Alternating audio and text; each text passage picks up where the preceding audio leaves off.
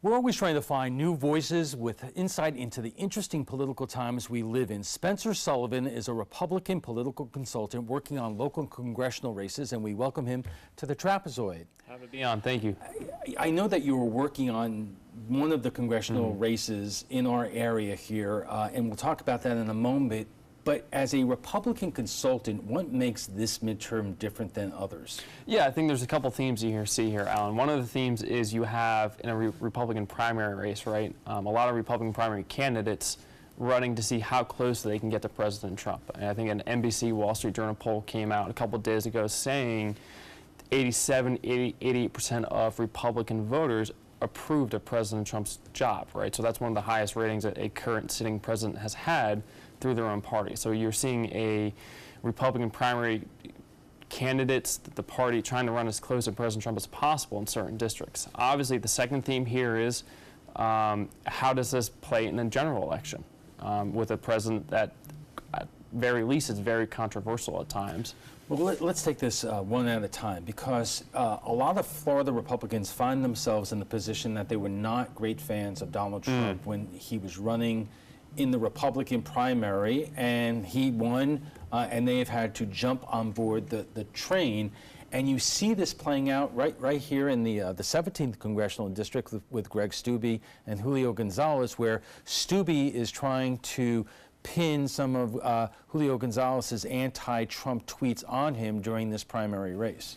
Yeah, and I think what has brought a lot of Republicans on board, to be honest with you, we saw the numbers come out today, 4.1% GDP growth, the economy. Yes, there's a lot of things that President Trump does that traditional Republicans, a lot of folks just don't like, just don't agree with, but you can't argue at certain points he's getting the job done. And when the job gets done, his approval ratings go up, you have 4.1% GDP growth. The dynamics there are interesting, again, in the primary, because you have to get elected by primary voters, but you also don't want to run too far to the right or too far to the left on the Democratic side, right, to get elected in the general election. So you've come down here to actually work on the congressional district that I'm familiar with, the 15th Congressional District, which is a small part of Hillsborough and Polk County right now, and basically you have a Republican primary where some of the Republicans are saying that they're all in for President Trump, but they weren't always. Yeah, and that's an interesting dynamic that you have seen playing in the Florida's 15th district. You see it all over the country, in which you have Republican primary candidates right now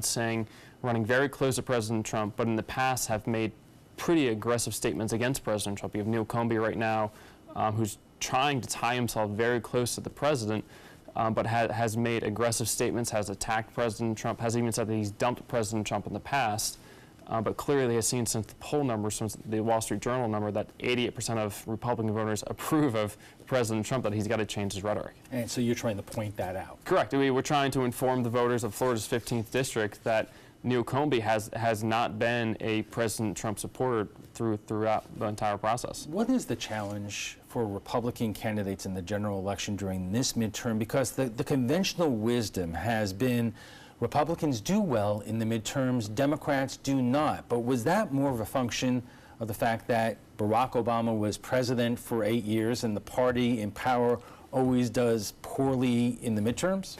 I think it's a very powerful thing to run against something versus running for something, right? So I think I would agree with that sentiment, saying that it's very easy to run against a sitting president that you can run against, like President Obama or maybe President Trump in the future, as we're going to see in 2018.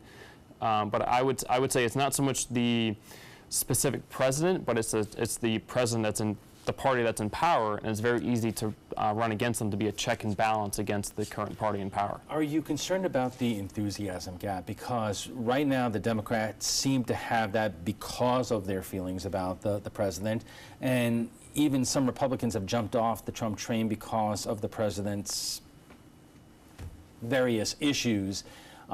Is it going to be more of a challenge for Republicans this year to get their vote out?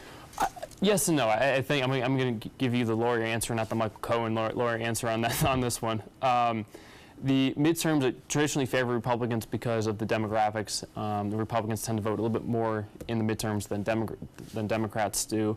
I think everything has an equal and opposite reaction.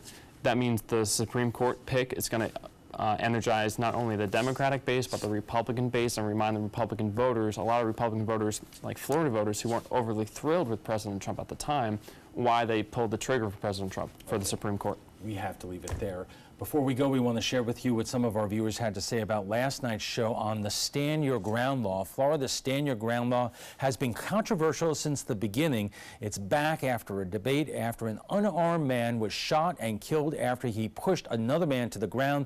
The man who fired the shot has not been charged because of the Stand Your Ground law. We went to Facebook for your thoughts, and Susie says, I would hope that if some stranger was yelling in your face for whatever reason and your man came out and saw it, that he would shove the aggressor away. That's called chivalry. After the guy went down, the victim backed away. The shooter shot while the victim was backing up. That's murder. He was not in danger. Mary says McLaughlin had an extensive police record that included everything from domestic disturbances to drug selling. Hardly an upright citizen. Hopefully his kid turns out better than he did. Which John responds, yes, he deserved to die. Seriously? How do you people sleep at night? Well, if you'd like to join the conversation on tonight's topic, just visit our Facebook page at facebook.com/mysuncoast.com.abc7. We want to thank Spencer Sullivan. He is a Republican political consultant, and we hope you come back.